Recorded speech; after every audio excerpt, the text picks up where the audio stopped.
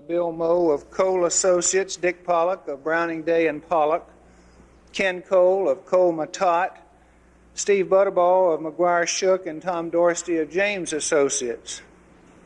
In addition, we want to give special thanks to resource persons John Purcell of the United States Department of Energy, Dick Pogany of the Division of Energy, Illinois Department of Business and Economic Development, Carl Bennett of the Indiana Administrative Building Council, Bill Kinst, a faculty member of this college for at least another month.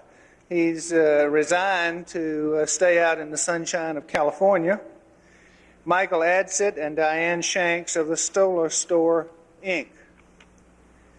In addition, we have a whole bunch of student AIA members and student staff and college staff working with us today, and you'll be able to see them helping out. We're even, for the first time, televising an entire conference.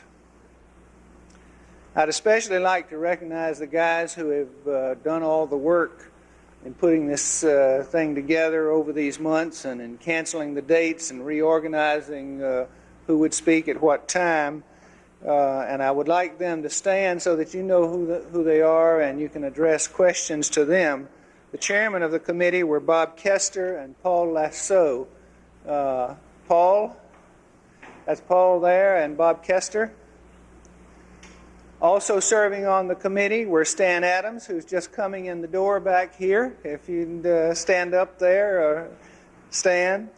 Uwe Kula, Dan Woodfin. I guess Dan's in his office for the moment. He was around just a minute ago. And Mark Scherer of the student chapter, I don't think is here yet. This symposium is one of 6 symposiums being held at universities in the Midwest.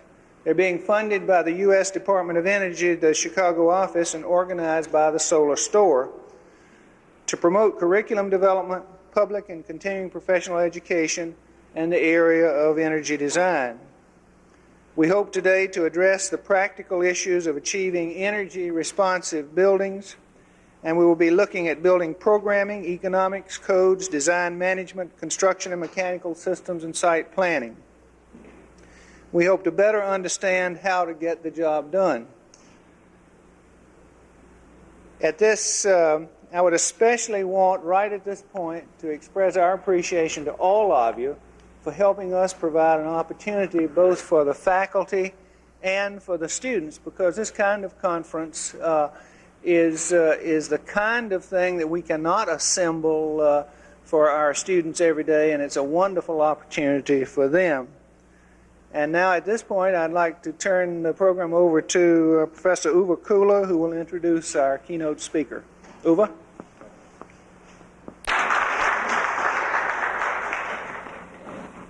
It is a pleasure to introduce to you Mr. William Sorrells, the director of the office which is responsible for energy in the state.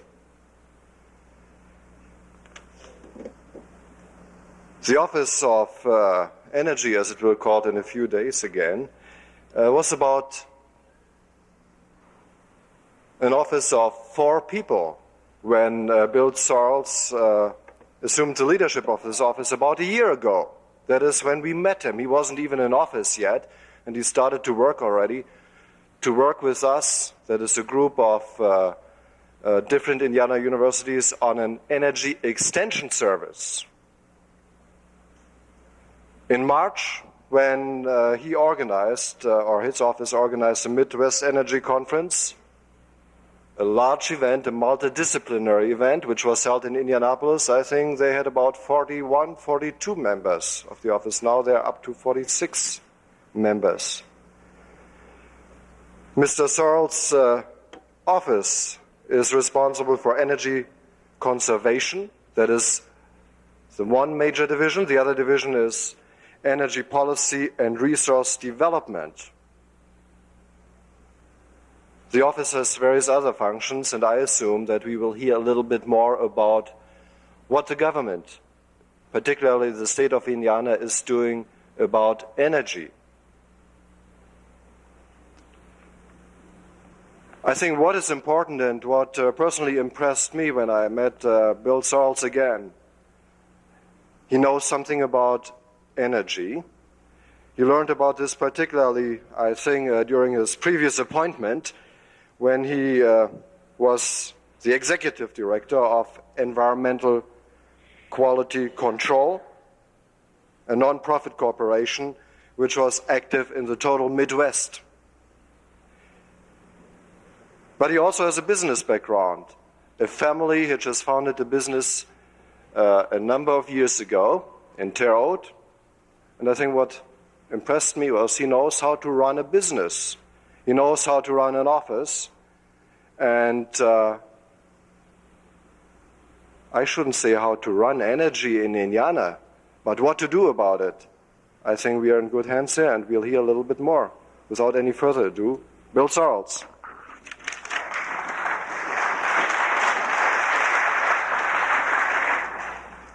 I may need my hands to wave them around a little bit. So, coming up this morning, I started giving a little consideration to what I was going to talk about. One thing that I've attempted to avoid doing throughout my life is telling experts something about their own business. So I think with that, we will immediately leave building design and go on to other things. It was alluded to the fact that we have built an office in Indiana. I think that this office is something that most of you people are really not aware of yet, are not aware of the capabilities, are not cognizant of the people that we have there, the plans that we have. And if I was going to go into all of those plans, the budgets that we're working with, so forth and so on, and the various programs, I could spend roughly 3 hours doing it with no problem. So I think that what I want to do this morning is very simply make some very general observations. And my observations are not going to be particularly optimistic. I'm going to talk about energy as it relates to Indiana, possibly as it relates to this country. And I titled this speech, "The Shadow of Energy." Often when one thinks of a shadow, visions of a mysterious, elusive gray cloud in some form comes quickly to mind. Our folklore and traditions have treated shadows as supernatural extensions of ourselves for many years. And as we all know, the Bible uses the shadow as a metaphor of death. Why then should I choose as the title of my speech, "The Shadow of Energy"? Unfortunately, all of us have treated energy as that mysterious, elusive gray cloud for far too long. Energy should, and it can be, a positive force in our quest for greater economic development and an improved lifestyle.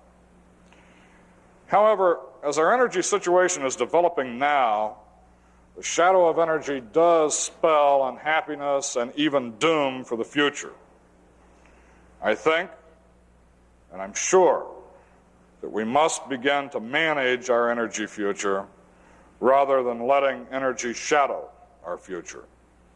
And today there is a shadow in Indiana, and there is a shadow in this country. Roughly 1 year ago, we're lacking 2 days now, the president proposed a national energy policy. That policy is no further along today than it was a year ago. Sure, I know that we've had conference after conference.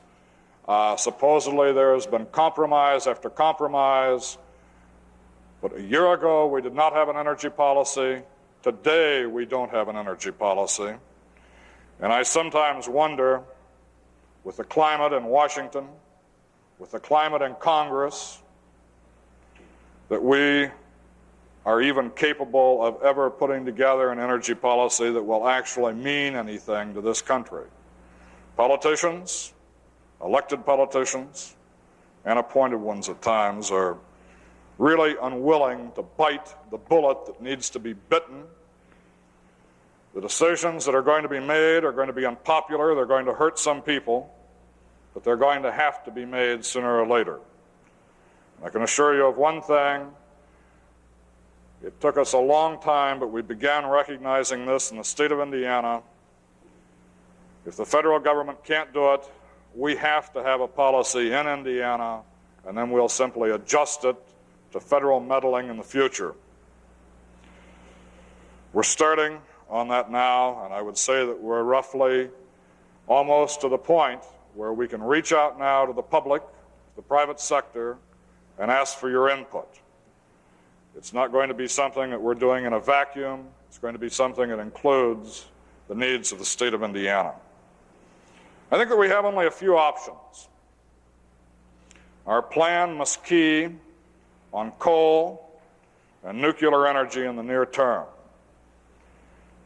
It should and will include all energy sources that can economically and technically be in line in the next 10 to 25 years. But unfortunately, for the next 5 or so years, only coal, nuclear energy, and conservation can buy us the precious time that we need to bring other energy sources, such as solar, so forth and so on stream. Indiana imports almost all of its fuel. We depend heavily upon imported petroleum, natural gas, and even 50% of our coal needs. Nationally, 47% of this country's energy approximately comes from petroleum, 27% from natural gas, 18% from coal, 4% from hydroelectric, only 3% from nuclear, and roughly 1% from all other sources. Nationally, we import at least 51% of our petroleum, which makes this country, and certainly Indiana, very dependent upon a very unstable foreign energy source. This is going to have to be turned around, or we're going to lose our form of government, and we're certainly going to lose our lifestyle. The balance of trade deficits that's happening right now are totally frightening to me, and I don't know what the final results will be, but I know when the gnomes of Zurich finally decide that they're no longer going to prop up this dollar, and if and when it crashes, God help us. We're going to have to reach out from petroleum, not only from a balance of trade deficit reason, but also the supply is certainly unstable. If tomorrow the PLO decided to act up, if a supertanker was sunk in the Persian Gulf, roughly 36% of this nation's oil needs would be shut off immediately. If you think you saw chaos in '73, you have no idea what we would be facing now. I think that the place to begin is very simply, we have to begin to understand the limitations of our energy supply. We must begin to understand our huge appetite, and we must begin to take those steps necessary, and I underline conservation, to provide energy for the future. Certainly, many of the statistics that I just gave you are not new, but the general public's knowledge is very disheartening so far as I'm concerned. Most studies indicate that only about 50% of the adults in this country know that we even import oil, and only 25% of those have any idea about how much we import. I think each of us who have an interest to attend a conference like this owe it to our fellow citizens to begin educating, each of them individually, in groups, or whenever we can do it. Coal development in Indiana is going to become more and more important. We're not going to be able to totally depend on the federal government to do it for us. Private industry is not going to be able to totally depend on state government to do it for them. If we're going to be able to utilize high sulfur Indiana coal, we're going to have to find a way to burn it, and to burn it in an environmentally acceptable manner.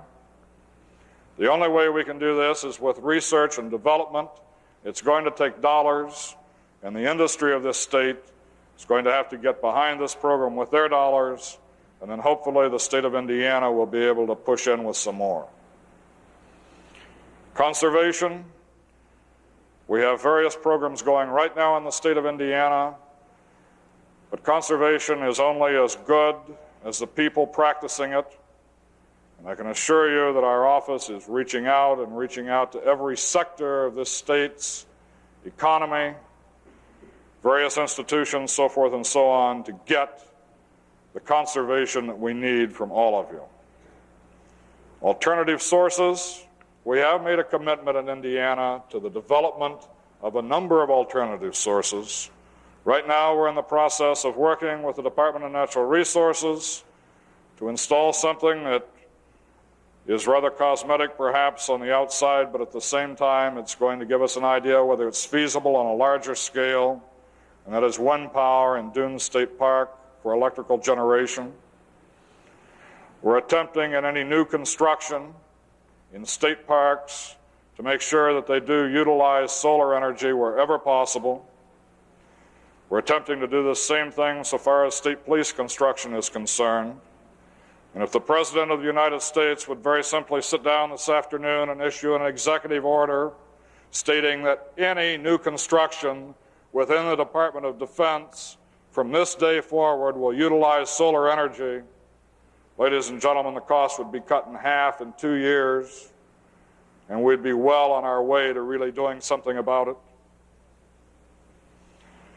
Alternative sources are something that we're going to have to look at, and look at very hard, not only at a state level, but nationally, and I don't feel that the commitment has really been made yet.